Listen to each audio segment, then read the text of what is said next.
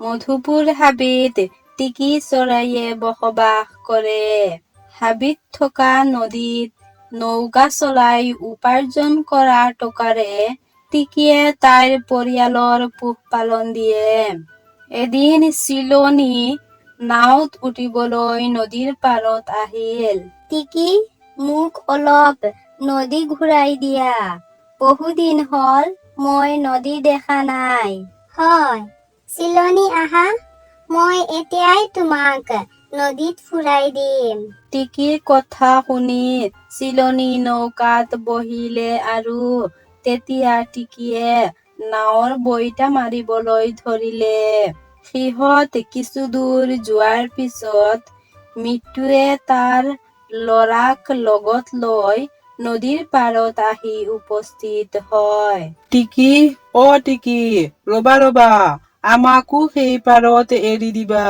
হয়, মৃত্যু, ৰবা, মই আহি আছো। কি টিকি, কিয় আহি আছো বুলি কৈ আছা? আগতে মোক নদী ভ্ৰমণ কৰাই লোৱা, পিছত গৈ সিহঁতক লৈ আহিবা।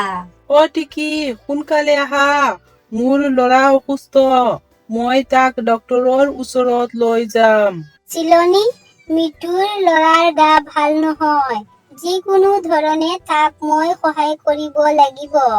সেইকাৰণে মই গৈ আছো।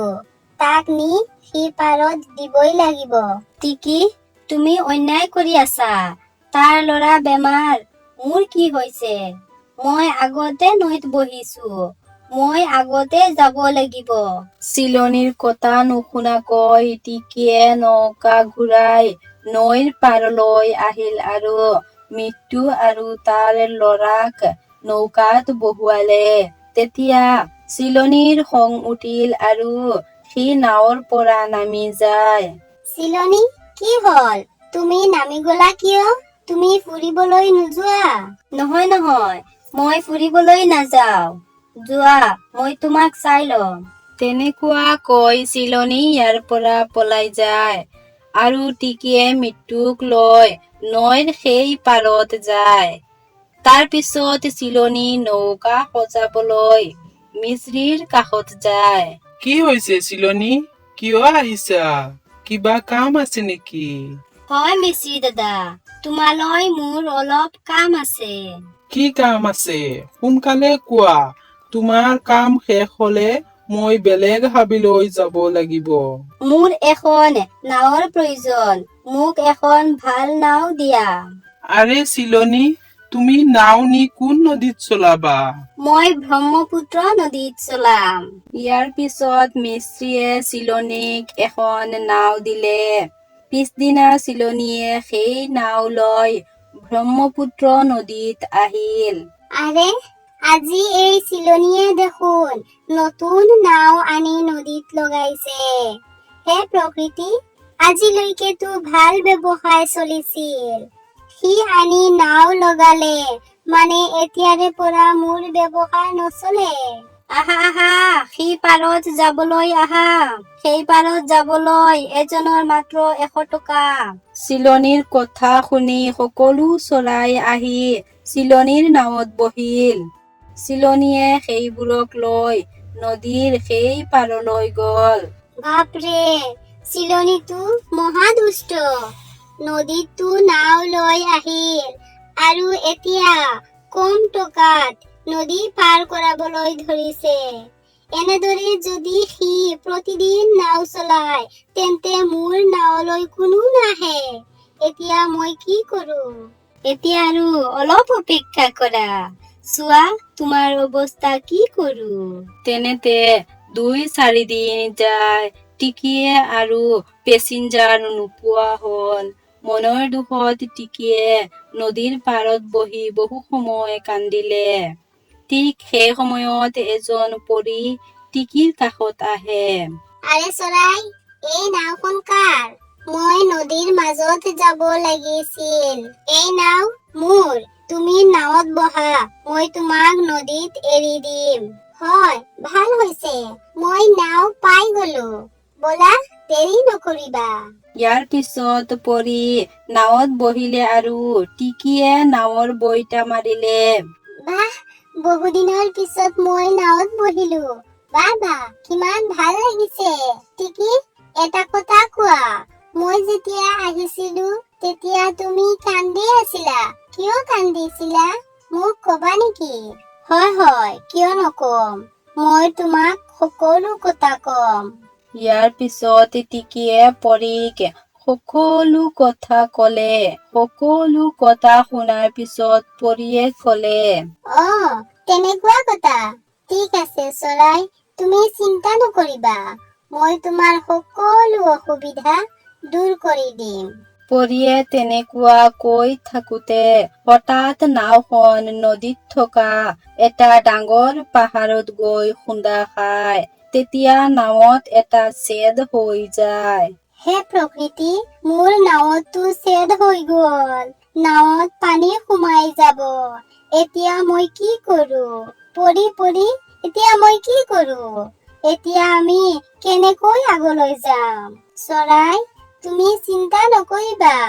মই এতিয়া তোমাৰ নাওখনক এখন যাদুকৰী নাৱলৈ পৰিৱৰ্তন কৰি দিম। এতিয়া আৰু এই নাও কেতিয়াও ডুবি নাযায়। আৰু প্ৰয়োজন হলে এই নাৱে উৰাও মাৰিব। তেনেকুৱা কৈ পৰীয়ে তাইৰ যাদুকৰী শক্তিৰে নাওখনক এখন যাদুকৰী নাওলৈ পৰিৱৰ্তন কৰিলে। ধন্যবাদ পৰী। হয় টিকি, এতিয়া মই লক্ষ্যস্থান পালো। মই এতিয়া আৰু আহি আছো। তেনেকুৱা কৈ পৰী অদৃশ্য হৈ যায়। এতিয়াতো মোৰ নাৱত কোনো অসুবিধা নাই। এতিয়া মই নদীৰ সেই পাৰলৈ যাওঁ। তেনেকুৱা কৈ টিকি নদীৰ পাৰলৈ উভতি আহিল আৰু কিছু চৰাইক নাৱত উঠাই নদী পাৰ কৰালে। তেনেতে কিছুদিন পাৰ হৈ যায়। এদিন টিকি আৰু চিলনী নাও লৈ নদীৰ পাৰত বহি আছিল। একেলগে বহুতো চৰাই নদী পাৰ হবলৈ আহিছিল। চিলনী লোভত পৰি বহু বেছি চৰাইক নাৱত বহুৱাই দিলে আৰু টিকিয়ে মাত্ৰ 2জন চৰাইক নাৱত বহুৱালে। এই চিলনী ইমান দুষ্ট। ইমান চৰাইক একেলগে নাৱত বহুৱালে। আজি মোৰ দিন ভাল। মই বেছি উপাৰ্জন কৰিব পাৰিম। টিকি, লক্ষ্য কৰাচোন, চিলনীৰ নাও আজি পানীত বুৰি যাব। ইমান চৰাইক একেলগে নাৱত বহুৱাইছে। ভগৱানে তাইৰ নাৱৰ ৰক্ষা কৰক। ইয়াৰ পিছত তেওঁলোক নদী পাৰ হব ধৰিলে। কিছু সময় পিছত তেওঁলোকে গৈ নদীৰ মাজভাগ পালে। তেতিয়া নদীত ঢৌ উঠি আছিল। হঠাৎ পানীৰ ঢৌত চিলনীৰ নাও পানীত সোমাব ধৰিলে। সকলোৱে শুনা, আমাৰ নাও পানীত সোমাব ধৰিছে। এতিয়া উৰি যোৱা সকলো। লোভী চিলনী ইমান চৰাইক একেলগে নাৱত বহুৱালে। লোভত পৰি আমাক মৰম গাঁথত থিয় কৰালে আজি। তেতিয়া নাও বুৰি যায়। সকলো চৰাইয়ে পানীত হাবুডুবু খাই আছিল। মা গো, এই চিলনীৰ নাওটো বুৰি গ'ল। যাও সিহঁতক ৰক্ষা কৰো। তেনেকুৱা কৈ টিকি সিহঁতৰ কাষত যায় আৰু সকলোকে তাইৰ নাৱত বহুৱালে। তাৰ পিছত নাৱক উৰুৱাই নদীৰ পাৰলৈ লৈ আহিল। নাওখন উৰা দেখি সকলো চৰাই আচৰিত হল। ধন্যবাদ চৰাই। তোমাৰ কাৰণে আজি আমি নতুন জীৱন পালো। টিকি, মোক ক্ষমা কৰা। মই বহু অন্যায় কৰিলো তোমাৰ লগত। কিন্তু টিকি, তোমাৰ এই নাওখন কেনেকৈ উৰা মাৰিলে? মোৰ নাওখন সাধাৰণ নাও নহয়। মোৰ নাওখন এখন যাদুকৰী নাও। বন্ধুগণ, ভিডিঅ'টো চাই ভাল লাগিলে কমেন্ট কৰি জনাব আৰু এনেকুৱা ভিডিঅ' চাবলৈ চেনেলটো ছাবস্ক্ৰাইব কৰক। Thank U.